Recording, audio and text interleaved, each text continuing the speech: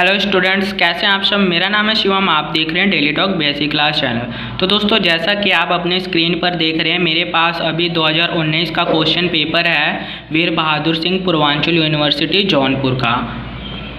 तो इसमें देखिए, मैं इसके क्वेश्चन आज मैं आपको बताऊंगा। सारे क्वेश्चंस तो अब इस वीडियो में मैं नहीं बता सकता, बट मैं इस क्वेश्चन में एक लॉन्ग आंसर टाइप क्वेश्चन है, वो एक क्वेश्चन मैं इस वीडियो में बता सकता हूँ।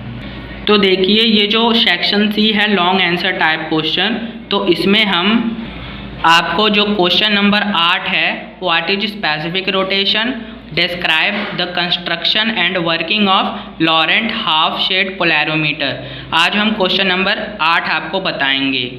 चूँकि दोस्तों यह लॉन्ग आंसर टाइप क्वेश्चन है, तो वीडियो करीब 10 मिनट के आसपास भी जा सकता है। तो प्लीज़ इस वीडियो को शुरू से लेकर लास्ट तक देखें, ताकि कहीं भी कोई भी डाउट आपके मन में ना रहे। और अगर आप ऐसी वीडियोस पाना चाहती हैं बीएससी से रिलेटेड, तो इस चैनल को सब्सक्राइब कर सकते हैं और बेल आइकन को भी प्रेस कर सकते हैं, ताकि जब भी कोई न्यू टॉपिक की नोटिफिकेशन आपको आसानी से मिल सके। तो दोस्तों, इस क्वेश्चन को मैं बताता हूँ, लेकिन मैं इसको 3 पार्ट्स में बताऊंगा। पहले मुझको बताना होगा व्हाट इज स्पेसिफिक रोटेशन, ये बताना होगा, और दूसरे पार्ट में आपको लॉरेंट हाफ शेड पोलैरोमीटर का कंस्ट्रक्शन बताऊंगा, और तीसरे पार्ट में इसका वर्किंग बताऊंगा। तो स्टूडेंट्स, वीडियो लंबा होने वाला है, तो कॉन्सेंट्रेशन के साथ देखिएगा। तो स्टूडेंट्स, आप अपने स्क्रीन पर देखिए ये क्वेश्चन बहुत ही ज़्यादा लंबा होने वाला है, और मुझे पता आपके पास उतना टाइम नहीं है, बट क्या कर सकते हैं। ठीक है, समझ में आना चाहे जितना मर्जी बड़ा हो, तो इस बात से घबराइएगा मत, वीडियो बहुत ही ज़्यादा लंबा होने वाला है।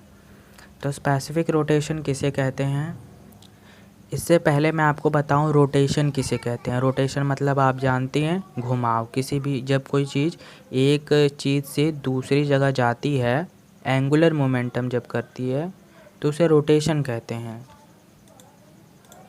तो यहाँ पे रोटेशन एक ऑप्टिकली एक्टिव कंपाउंड करवाएगा। यहाँ पर एक आप जानते होंगे, जो प्लेन पोलराइज्ड लाइट होती है, उसमें वाइब्रेशन जो होते हैं वो परपेंडिकुलर हो जाते हैं या फिर पैरेलल हो जाते हैं।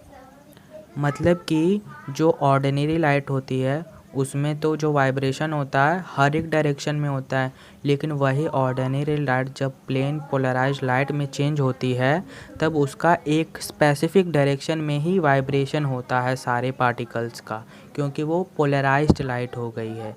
ठीक है, तो स्पेसिफिक रोटेशन में होता क्या है कि एक ऑप्टिकली एक्टिव कंपाउंड होगा, तो वो पेन पोलराइज्ड लाइट को रोटेट कर देगा। जब भी प्लेन पोलराइज्ड लाइट उस क्रिस्टल में से या फिर उस एक्टिव सब्सटेंस में से होकर गुजरेगी, तो दूसरी ओर जो निकलेगा प्लेन पोलराइज्ड लाइट, वह थोड़ा सा रोटेट हो जाएगा।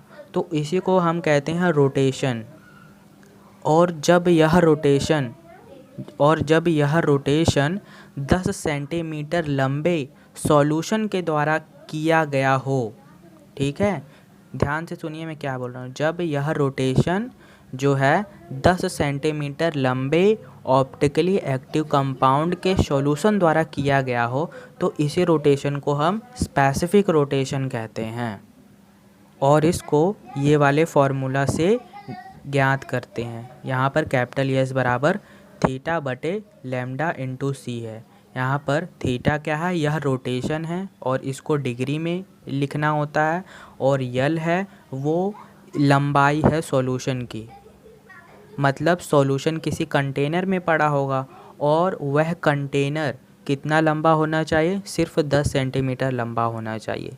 जो कि आपका स्केल होता है वो 15 सेंटीमीटर लंबा होता है, तो उसमें से 10 सेंटीमीटर इतना ही लंबाई होनी चाहिए किसकी, उस कंटेनर की जिसमें सॉल्यूशन पड़ा है। और वह सॉल्यूशन किसका है, वह ऑप्टिकली एक्टिव कंपाउंड का सॉल्यूशन है। और यह सॉल्यूशन जितना रोटेट करेगा, किसको, प्लेन पोलराइज्ड लाइट को जितना भी एंगल रोटेट कर देगा, उसे हम कहेंगे यह ऑप्टिकली एक्टिव कंपाउंड का रोटेशन नहीं है, स्पेसिफिक रोटेशन है, क्योंकि यह रोटेशन 10 सेंटीमीटर लंबे कंटेनर द्वारा किया गया है।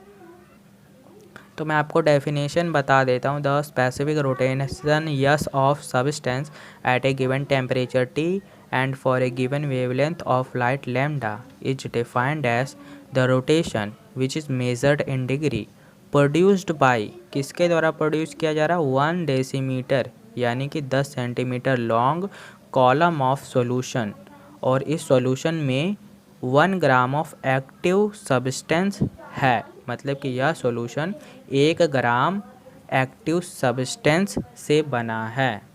और एक मोन पॉइंट याद रखिए स्पेसिफिक रोटेशन वो हम गिवन टेम्परेचर पर ज्ञात करते हैं मतलब कि जहाँ पर भी हम यह एक्सपेरिमेंट कर रहे हैं वहाँ का टेम्परेचर वहाँ के सराउंडिंग्स का टेम्परेचर हमको मालूम होना चाहिए और जिस लाइट का हम प्रयोग कर रहे हैं मतलब कि जो प्लेन पोलराइज्ड लाइट है यह कौन सी लाइट है, रेड लाइट है कि ब्लू लाइट है। आप जानते होंगे रेड लाइट की वेवलेंथ अलग होती है, ब्लू लाइट की वेवलेंथ अलग होती है, ग्रीन लाइट की वेवलेंथ अलग होती है। तो जो भी आप लाइट प्रयोग करें या फिर ऑर्डिनरी लाइट तो यहाँ पे प्रयोग नहीं करना है आपको, या फिर आप ऑर्डिनरी लाइट का प्रयोग कर सकते हैं जैसा कि आप स्क्रीन पर देख रहे हैं। जब अगर ऑर्डिनरी लाइट का प्रयोग करेंगे तो यस पॉइंट पर रखा होगा सोर्स, यह एक कॉन्वेक्स लेंस यल से होकर जाएगा निकोल प्रिज्म N1 तक और N1 के बाद ही यह प्लेन पोलराइज्ड में बदल जाएगा। तो यही लाइट के आपको वेवलेंथ पता होनी चाहिए तभी आप स्पेसिफिक रोटेशन निकाल पाएंगे। इसीलिए कहा गया है the specific rotation eight A given temperature and for a given wavelength of light. ठीक है, तो अब दूसरा पार्ट है लॉरेंट्ज हाफ शेड पोलैरोमीटर का कंस्ट्रक्शन। इसमें क्या क्या होता है, किन किन ऑप्टिकल इंस्ट्रूमेंट का उपयोग किया जाता है। तो सबसे पहले आप स्क्रीन पर देखिए, यहाँ पर एक कॉन्वेक्स लेंस का हम उपयोग करेंगे, N1 निकोल प्रिज्म का उपयोग करेंगे और एक दूसरा निकोल प्रिज्म यहाँ पर टेलीस्कोप के अंदर लगाएंगे और पहले निकोल प्रिज्म के बगल में एक हाल्फ शेड प्लेट होगा जो कि दो चीज़ों से बना होता है। इसका ऊपर वाला भाग क्वार्ट्ज से बना होता है और नीचे वाला भाग ग्लास से बना होता है। और उसके बाद हमारा प्यारा सा कंटेनर है जिसकी लंबाई 10 सेंटीमीटर है मतलब 1 डेसीमीटर। 10 सेंटीमीटर आपको पता होगा कितना होगा, जो स्केल होता है 15 सेंटीमीटर का होता है तो उसमें 5 सेंटीमीटर काट दीजिए तो 10 सेंटीमीटर बचेगा। तो ये कंटेनर की लंबाई 10 सेंटीमीटर होनी चाहिए और इसमें हम क्या करेंगे, इसमें हम ऑप्टिकली एक्टिव कंपाउंड डाल देंगे, बस बन जाएगा सॉल्यूशन। तो यही सॉल्यूशन यहाँ से जो प्लेन पोलराइज्ड लाइट निकलेगी उसी को रोटेट करेगा और जितना भी रोटेट करेगा वो हमें यहाँ पर लगे टेलीस्कोप के लेंस में आराम से दिख जाएगा। तब हम कैलकुलेट कर लेंगे स्पेसिफिक रोटेशन। तो देखिए it consist of 2 Nicol prism N1 and N2। N1 is polariser and N2 is analyser. तो सही बात है, ये देखिए यहाँ पर 2 निकोल प्रिज्म है, एक N1 है, N2 है। N1 को पोलराइज़र कहते हैं, N2 को एनालाइज़र करते हैं। एंड N1 जो होता है वह जो ऑर्डिनरी लाइट है उसको प्लेन पोलराइज्ड लाइट में बदल देता है और N2 को एनालाइज़र कहते हैं। इसको एनालाइज़र क्यों कहते हैं, क्योंकि यह एनालाइज करता है कि जो निकोल प्रिज्म N1 ने प्लेन पोलराइज्ड लाइट जो प्रोड्यूस कर रहा है वो क्या सही में प्लेन पोलराइज्ड लाइट है या नहीं, इसको एनालाइज करता है, इसलिए N2 को एनालाइज़र कहा जाता है। तो after N1 there is half shade device H called Laurent's plate. तो N1 के बाद लॉरेंट्ज प्लेट होती है, इसका एक भाग क्वार्ट्ज से बना होता है जिसको Q से यहाँ पर डिनोट किया गया है और दूसरा भाग ग्लास G से बना होता है। ठीक है, अब जब निकोल प्रिज्म N1 से प्लेन पोलराइज्ड निकलेगी तो इसका वाइब्रेशन देखिए ऐसे होगा, जो एक्सिस है इसके परपेंडिकुलर होगा, up down up down up down. तो अप डाउन करते समय इसका जो प्लेन पोलराइज्ड लाइट है उसका आधा भाग Q पर पड़ेगा और आधा भाग ये ग्लास G से होकर जाएगा। यानी कि यहाँ पर वही चीज़ लिखा गया है, Q covers 1/2 of plane polarised light यानी एमर्जेंट बीम फ्रॉम N1 से जो निकलेगा एमर्जेंट बीम वो प्लेन पोलराइज्ड लाइट होगा, while the other half is covered by glass plate G। ठीक है, the glass plate G absorb same amount of light as quartz plate Q। दोनों एक दूसरे जितना ये प्लेन पोलराइज्ड लाइट को एब्जॉर्ब करेगा उतना G भी करेगा। ठीक है, क्योंकि दोनों इक्वल हैं और ऐसे प्लेस्ड किए गए हैं ताकि यह दोनों बराबर अमाउंट में लाइट बराबर अमाउंट में प्लेन पोलराइज्ड लाइट को एब्जॉर्ब करे।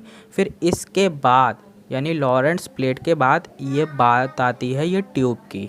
तो ये ट्यूब की लंबाई आपको पता है 10 सेंटीमीटर होगा और शुरुआत में इसको खाली रखेंगे, ठीक है, लेकिन बाद में इसको सॉल्यूशन भर देंगे इसमें, ठीक है। ऐसा सॉल्यूशन भरेंगे जिसमें 1 ग्राम ऑप्टिकली एक्टिव कंपाउंड डाल देंगे और इसमें ये ध्यान रखेंगे ट्यूब में कोई बबल ना हो, there should not no any bubble in tube, ठीक है। और the rotation measure with the help of telescope. फिर जितना रोटेशन आएगा वो हमें ये वाले लेंस पर आराम से दिखाई देगा। ये एक एक्सपेरिमेंटल चीज़ है, इसलिए मैं सारा चीज़ अब यहाँ पर मैं नहीं बता सकता, मेन चीज़ बता दी हूँ, बाकी आपकी इमेजिनेशंस हैं।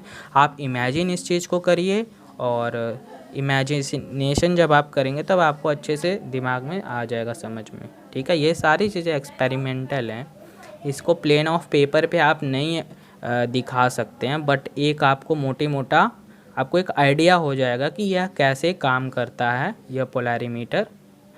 तो अगर आपको वीडियो अच्छा लगा हो तो लाइक कर दें और सब्सक्राइब चैनल को नहीं किया तो सब्सक्राइब कर दें, क्योंकि बीएससी से रिलेटेड इस चैनल पर वीडियोस अपलोड किए जाते हैं। तो इसका जो वर्किंग है बहुत ही बड़ा है वर्किंग, इसके लिए एक अलग वीडियो बनाना पड़ेगा मुझे। देखिए इसका वर्किंग बहुत ही थोड़ा टिपिकल है, मतलब कि इसको प्लेन ऑफ पेपर पर नहीं समझा सकता हूँ, इसको जब ब्लैक बोर्ड पर ही समझाऊंगा या फिर अपना फेस कैम जब वीडियो बनाऊंगा तो ही मैं समझा पाऊंगा। प्लेन ऑफ पेपर पे मुश्किल होता है मुझे थोड़ा एक्सप्लेन करना, तो अगले पार्ट में देखेंगे इसका जो वर्किंग है बताएंगे। तो इस वीडियो में मैं नहीं बता पाऊंगा, देखिए ऑलरेडी बहुत ही ज़्यादा टाइम हो चुका है। तो मुझे आशा है कि आप सबका वीडियो जो है समझ में आया होगा। तो मिलते हैं अगले वीडियो में।